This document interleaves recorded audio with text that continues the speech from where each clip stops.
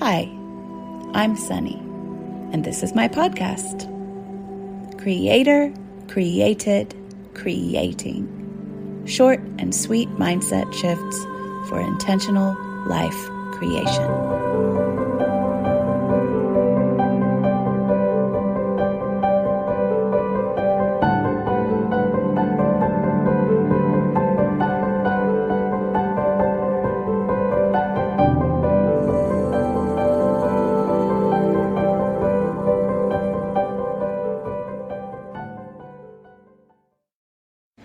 Hello, loves. So I wanted to share a powerful aha moment that I had about the years that I spent with bulimia. And I'm a little hesitant to share this episode with you, but I'm going to go ahead and do it because I feel like it's really powerful. It's really powerful for me, and I have no idea what that effect will be on you, but I just felt like I needed to say it, and I trust that that is so. So I'm just going to tell you.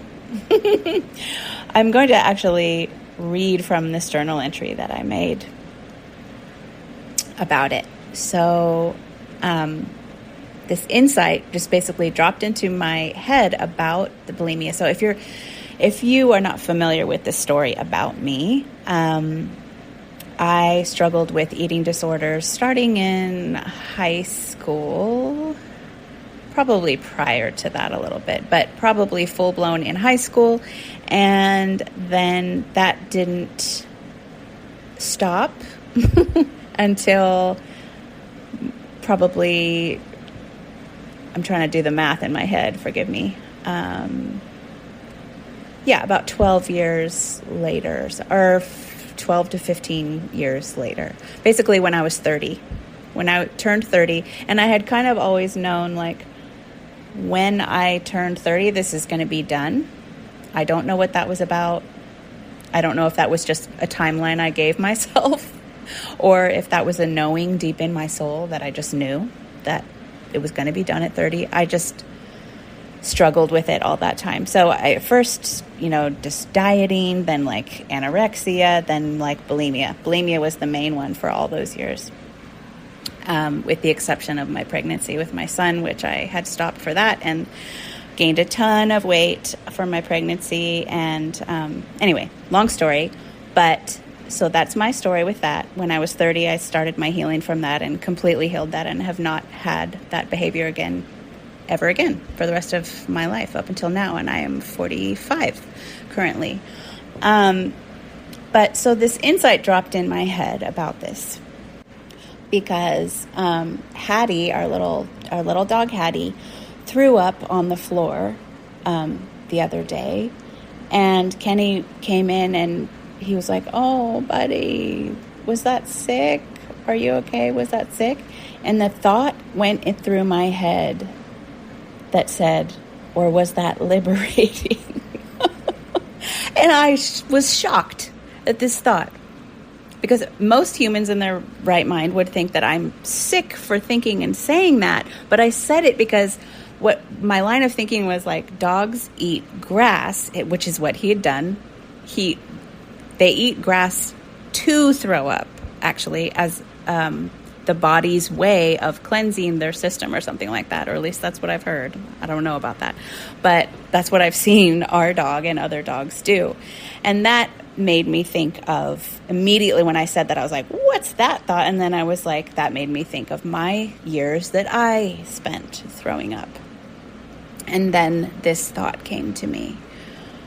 Oh, like my bulimia was actually a way for me to choose what I want before I was able to actually hold what I want.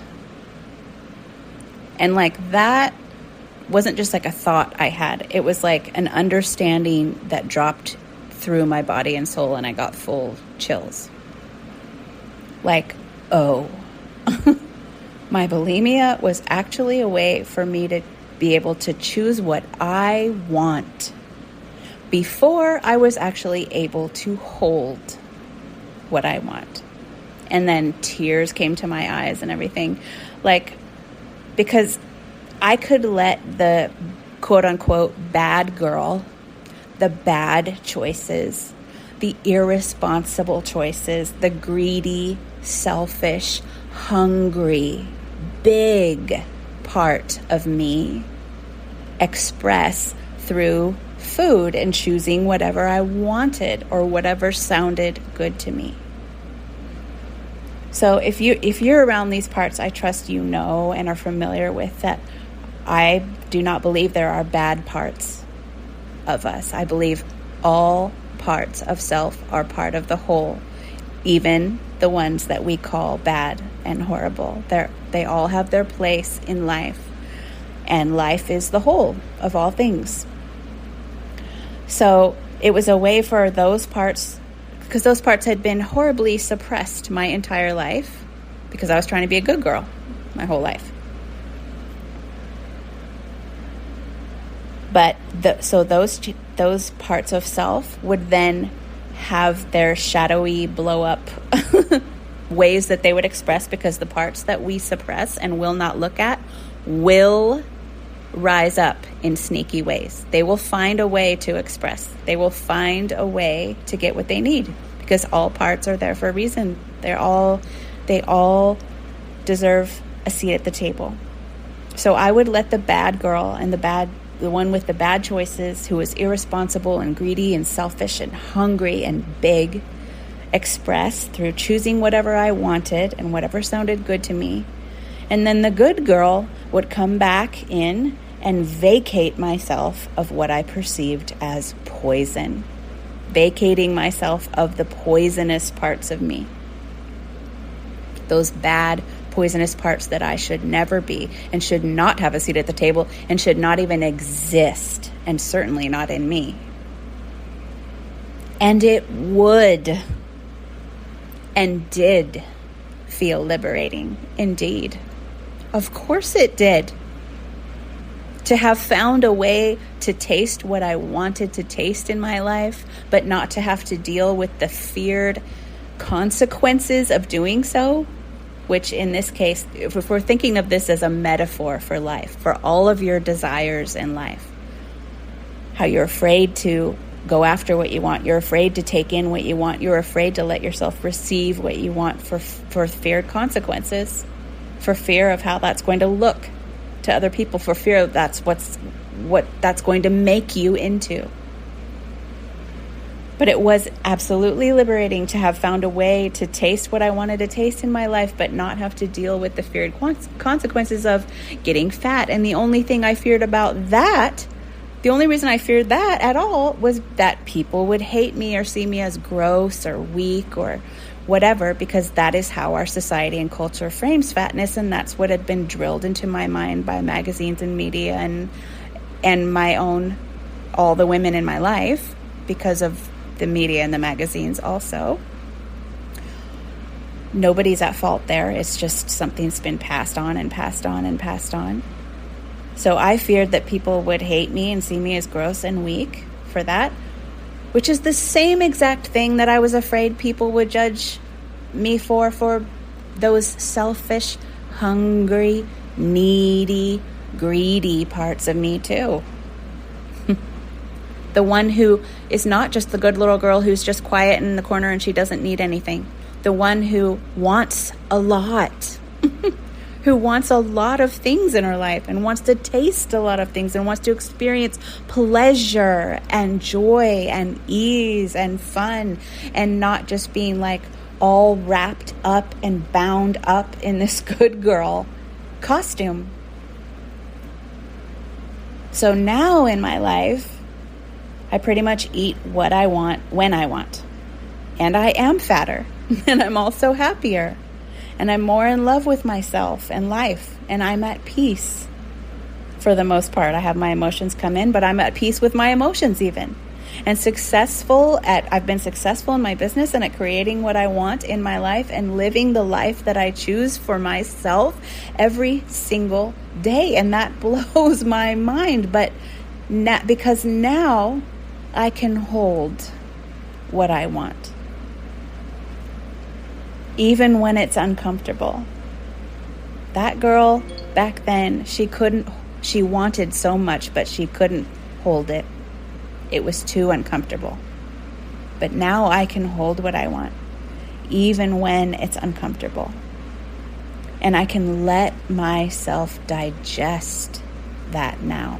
And I mean that metaphorically. I don't mean that just in regards to food. I can let myself digest and receive all of the things that I want to experience and taste and feel in my life. I can receive that pleasure. I can receive that joy. I can receive that abundance in all the ways. And the food. And I can let myself digest whatever I'm feeling, whatever pain I'm feeling, whatever choice or whatever event might happen. And I can still hold what I want. I can fully receive it now. I can receive life now because I can fully receive myself now. I don't need to get rid of or vacate parts of myself now, so I get to receive more of life. I can hold all that I want to taste and experience and feel in my life now, and I can be the space for that. And I can be the space for the pains and the discomforts, for those shadow places that I never wanted to be seen as or judged as. And it just blows my mind sometimes. And I bless and love and send a kiss and a hug to that version of me who went through everything she needed to go through to bring me here. So that was a big wow and a big full circle of love moment, making peace with something big in a new way that I wasn't expecting, because I never really think about this anymore. But it just came at the perfect time for me to see, like, oh, wow, like I can hold what I want now.